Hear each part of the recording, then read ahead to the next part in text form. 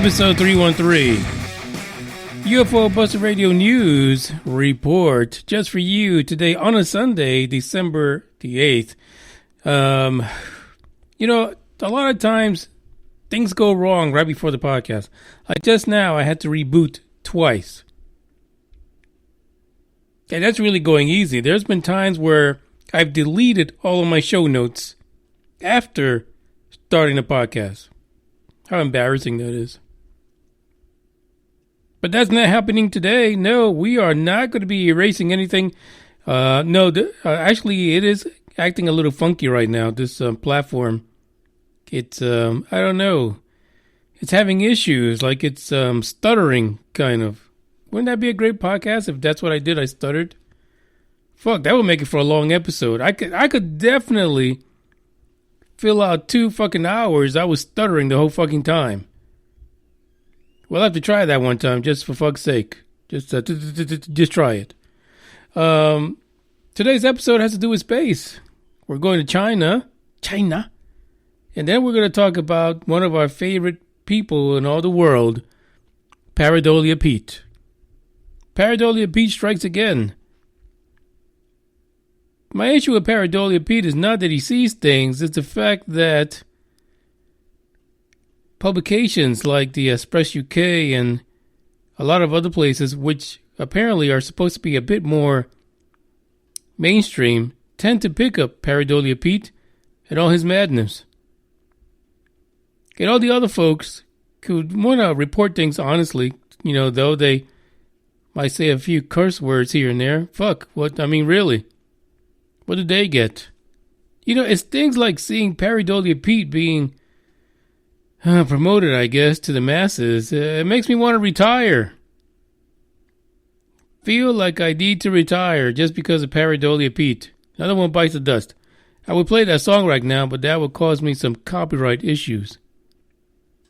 That's all I'm saying. Retirement might be in the near future for old Moonraker. Thanks to Pareidolia Pete. Gooter is online. What's up, Goot? So that's what we got to talk about. We have to talk about the fact that there's some crazy space news coming out right now from the Far East. And when I tell you, before we even get to that news article, because we're going to tackle Pareidolia Pete first, I want you to look at the image for this podcast episode, because what I'm going to talk about, it's massive. It is a significant contraption. Sadly enough, it's aligned with a program that I'm not too happy about, which a lot of people don't like. But I could just imagine the amount of money that was spent in building that contraption. And really, I'll be honest, just looking at that picture, which I hope you're looking at it right now, wouldn't you want to visit that? Wouldn't you want to just stand there in awe at that amazing, fantastic structure? I mean, it's unbelievable. But I wonder if SpaceX's satellites, the Starlinks, would fuck with that too. Or even if they'll be allowed to. Because I would imagine that the country that built that thing that you're looking at in that image would not give 2 fucks about Elon Musk or SpaceX or their little satellites, being that they block their citizens from even using the internet like everyone else can. Food for thought, but either way, God, fucking thing is amazing. Check out this song and then we'll get into it.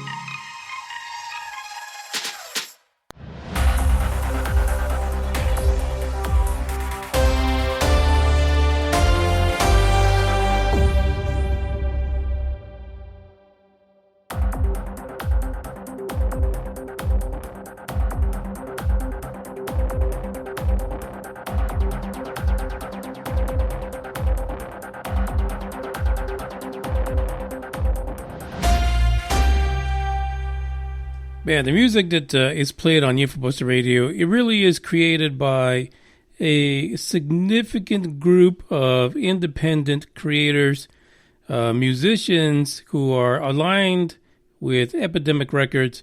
And so I appreciate their music. Like that last track, again, fantastic, sounds amazing. And we can play that music here. Otherwise, you can't play anything else. Everyone else wants to hit you up with some copyright notices.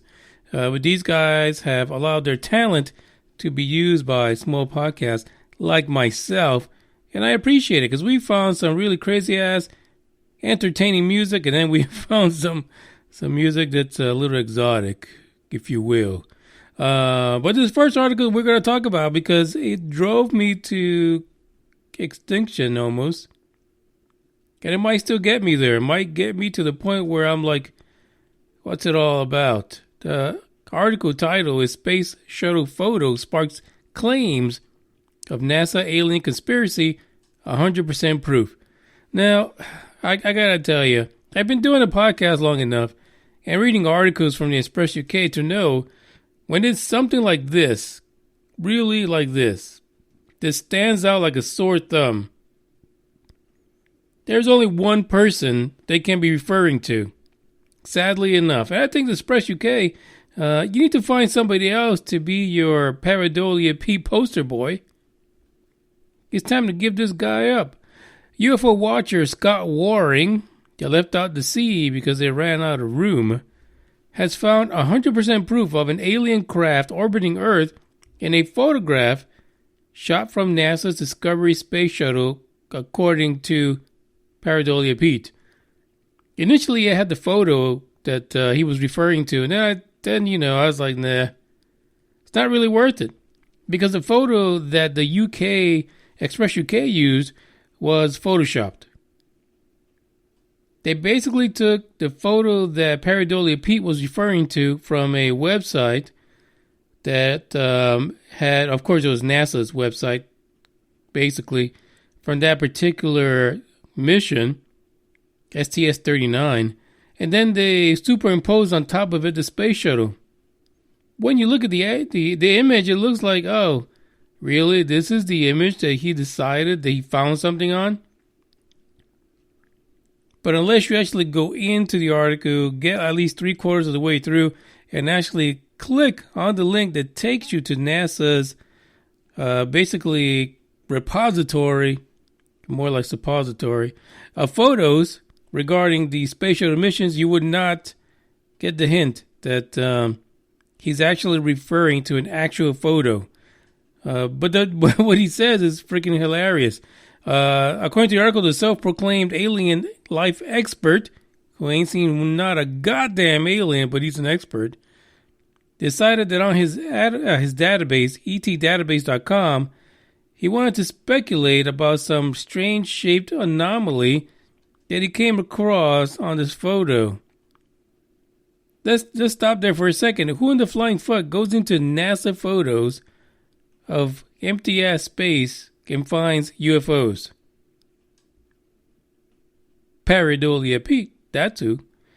He said, I was searching through NASA's archive photos and saw this beautiful moon photo taken from the space shuttle. That seems so innocent. You know, some guy, lonely, on the shitter somewhere, maybe sitting in a hot tub or wallowing in some mud, decides to pull out his phone or his tablet, and he's like, innocently like, oh, I like these photos of space from NASA, just looking through it. Oh, this is beautiful. Has a glass of wine or champagne. You know what I mean? His nails are done and painted all kind of colors.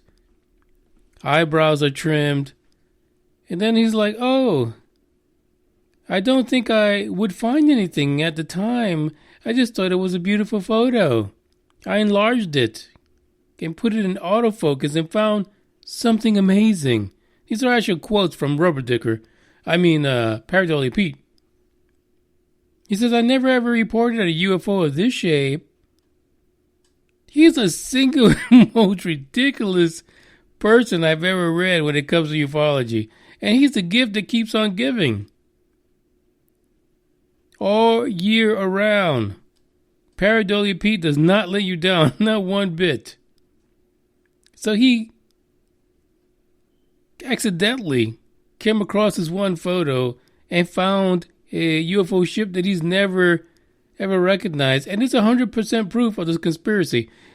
Dude, if it was a conspiracy, and if anyone was hiding it, you would not have found it. Fuck is wrong with this guy? He says the photo is 100% proof of existence of intelligent aliens watching over the Earth. What the fuck is intelligent about it? They got caught. Sounds like a bunch of dumbass aliens. They basically got caught watching the Space Shuttle Discovery, and you're calling them intelligent. The picture is actually from Space Shuttle Discovery mission STS-039. It took place April of 1991, and it was taken by the Hasselblad camera. If you look at the picture, which I actually have the link to the actual picture in NASA's archive, you would have to look at the corner of the portrait as the moon is seen from space. It's not fucking worth looking at. Again, how many people sit around looking at these photos, zooming them, adjusting the contrast, making them black and white, doing negatives of them? For what fucking purpose? Makes no sense. The worst thing is that people eat this shit up. They really do. They love it. Oh, look, Pareidolia Pete just found a Klingon vessel hanging out by the moon while the space shuttle was flying around. Who fucking cares? To date, all the claims that have been levied by Scott C. Waring have provided us with nothing. Zero. Not a single thing. Guter says it looks like a tiny speck in the actual picture. Yeah, it doesn't. It, it's got a weird shape to it, but so what? This is a guy that finds statues on pictures of Mars thanks to our fantastic, most adorable Curiosity rover. Skeletons, animals, rats, I mean, you name it, he finds that shit.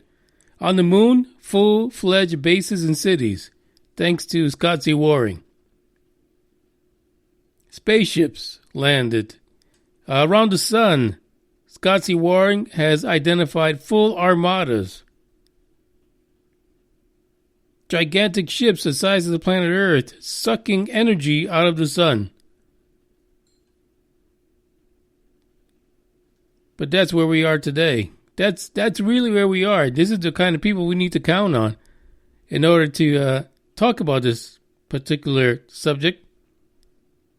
And hope that nobody thinks that when you're talking about it, that you're a batshit crazy like this guy.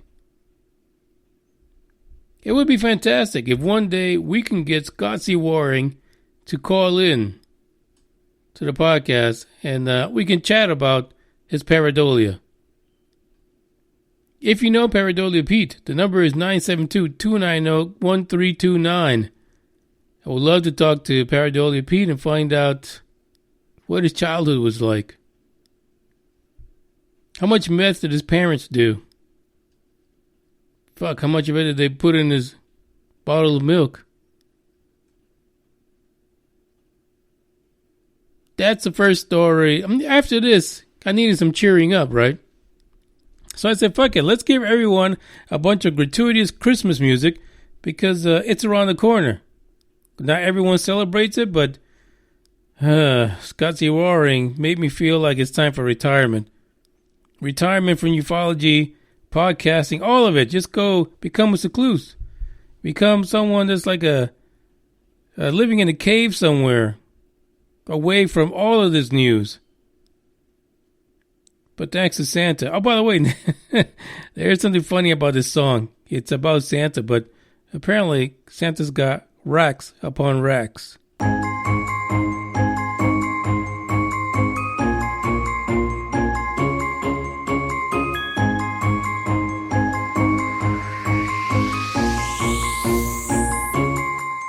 Sleigh bells ringing, diamonds blinging, carols singing, favorite season. Sleigh bells ringing, diamonds blinging, carols singing, favorite season. They said, Saint Nick, what you got up in that bag, yeah?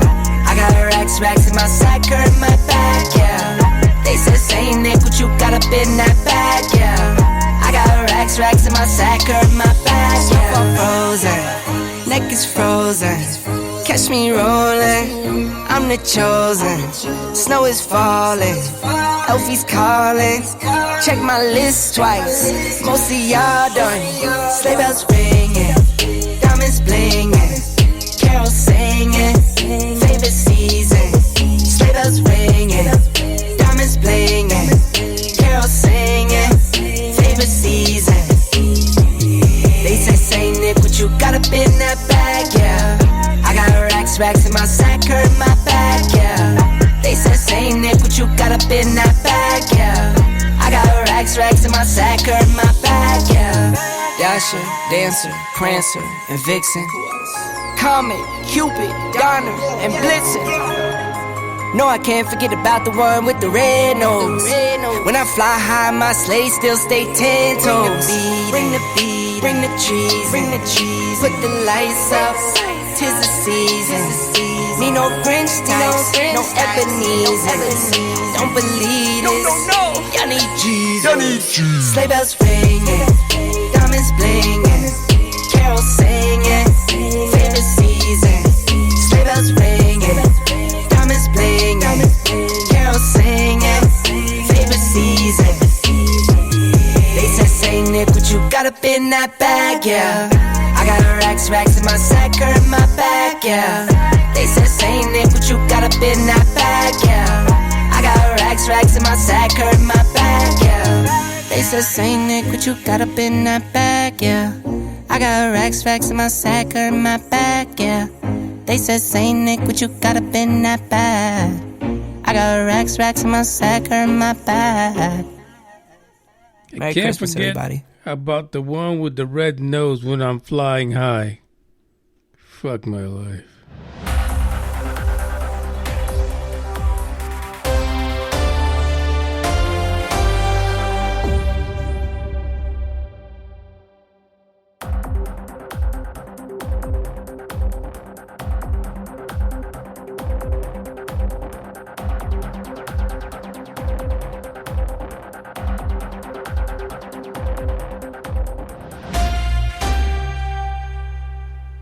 One thing I gotta say was that song was pretty funny. I'm not gonna mislead you guys. It is funny as heck. So you go ahead and you play that for your teens, because I'm sure they would love it.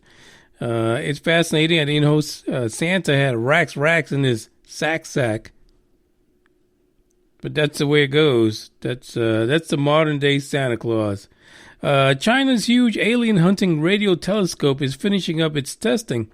Now, I'd seen mention of this in different places, and I remember a few years ago seeing the early pictures of this particular telescope, but it's actually a radio telescope. It's not like the ones you use at home to look at the stars from your backyard. It's a radio telescope, something that SETI is familiar with, right? The SETI's Listen project uses radio telescopes. This particular telescope is called the 500-meter aperture spherical telescope. And according to the article, it's hit the ground running. The article is brought to you by space.com. So I bring the attention to you again to the logo image for this episode. And when you see this 500-meter telescope sitting in the mountains of China, amazing. Completely and totally amazing what they've built. Now, does it work? Who the fuck knows? It's a fantastic device, no matter what. Now, people have dubbed this the basically China's giant alien hunting radio telescope. The telescope for 3 years has been being tested and built and so forth, and it's coming to the end of its testing and commissioning phase. Located in southern China's, I can't read Chinese. I just gotta tell you that. So I'm just gonna say Gingzhou, Gungchao, Gingzhuchao, Qingchunggao province. If you want to know what it's really called, just look in the description. I have no fucking idea. So anyway, it started beginning its operational trials back in September of 2016, and apparently the China Central Television (CCTV), for us that's called caption television, reports that so far, aka FAST, has detected and identified 99 rapidly spinning neutron stars, aka pulsars, and more than 30 of which are especially fast rotating millisecond pulsars. But that's not where it's going to end, right? Because there's a reason why we picked it up in the podcast as far as the news, and that's because it's continuously being referred to as a device that's going to be used to search for extraterrestrial life and other scientific targets. Chu Ming, or Zhu Ming, or Zuhu Ming, I don't know, the Director of Scientific Observation and Data Division of Fast Operations Development. Fuck, could he have a longer name? What kind of fucking title is that? Zhu Mang Chung Ching Wing. In the process of observing signals from celestial bodies, we also collect signals that might be emitted by humans or extraterrestrials' intelligence. And there's an issue with that, right? So the first thing you have to know is that the FAST telescope joined the Breakthrough Listen SETI project in October 2016. The reason for that is because they wanted to listen for intelligent extraterrestrial communications in the universe. Some of the other things that it's going to be looking for is it's going to be doing a hydrogen survey, looking for pulsars, as they've already noted. They found a few pulsars. It's also going to be detecting interstellar molecules. I don't know how the fuck you do that from listening to the space, how you detect fucking molecules. I just don't get it. The other thing is detecting interstellar communication signals, which is part of the whole SETI situations, and also looking for pulsar timing, which apparently it works. But here's a downside to this. According to Zhu, there is a huge amount of work because most of the signals they see, 99% of them are various noises. So according to Zhu, they need to take their time to identify the signals that they want in the noises. So there's a shitload of crap that they're picking up right now. A mess. It's a mess. You look at that freaking radio telescope and how large it is. It's picking up all kind of crap. And that was my question in the beginning. How much noise would it pick up from, let's say, Starlink satellites?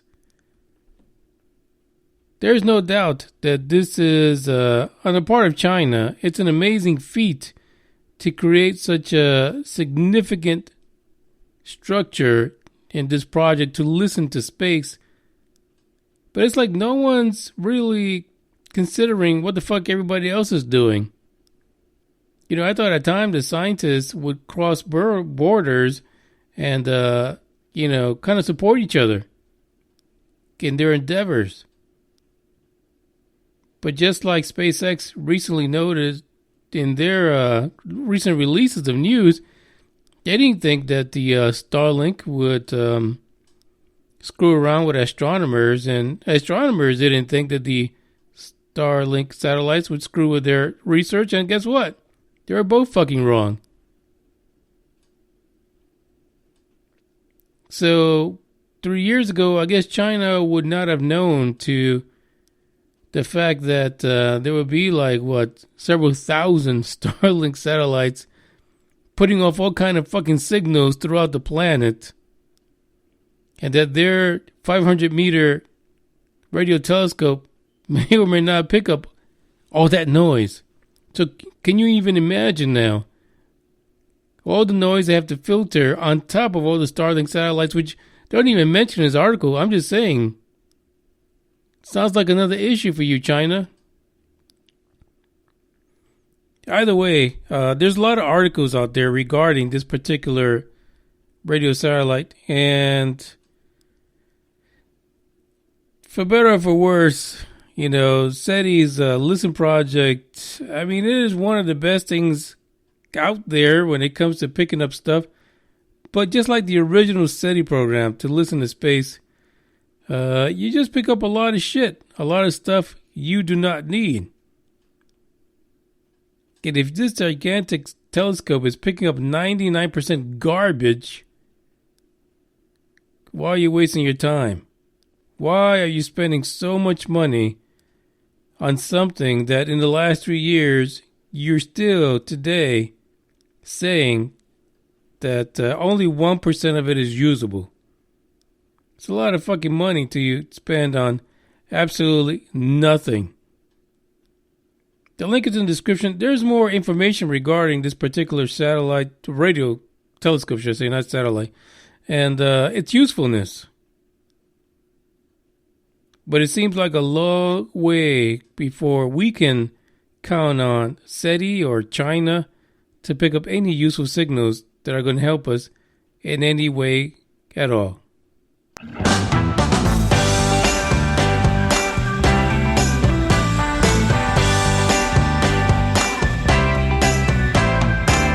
Don't know if I was aware a piece was missing. In this puzzle I used to call my life. Oh no, didn't even care enough to be dismissive. I just kept keeping on in my stride. Oh, you've been waiting out there somewhere in the wings. Yes, it's true. It just goes to show it ain't over till the fat lady sings. Better late than never for us to come around. Better late than never for all that was lost once again be found. Yeah, baby, it's clear for all to see that 1 and 1 makes 3 perfectly. Better late than never for you and me. Now it all has changed for the better. Yes, it has, baby. Even in ways I never knew were there. Changed me, baby, no new ways. Cliches were true to the letter. Yes, they were, baby. From nothing to something, suddenly you were there. Oh, better late than never for us to come around. Better late than never for all that was lost once again be found. Yeah, baby, it's clear for all to see that 1 and 1 makes 3 perfectly. Better late than never for you and me. Better late than never. Oh, wouldn't you agree? Better late than never. I guess it was simply meant to be. Better late than never.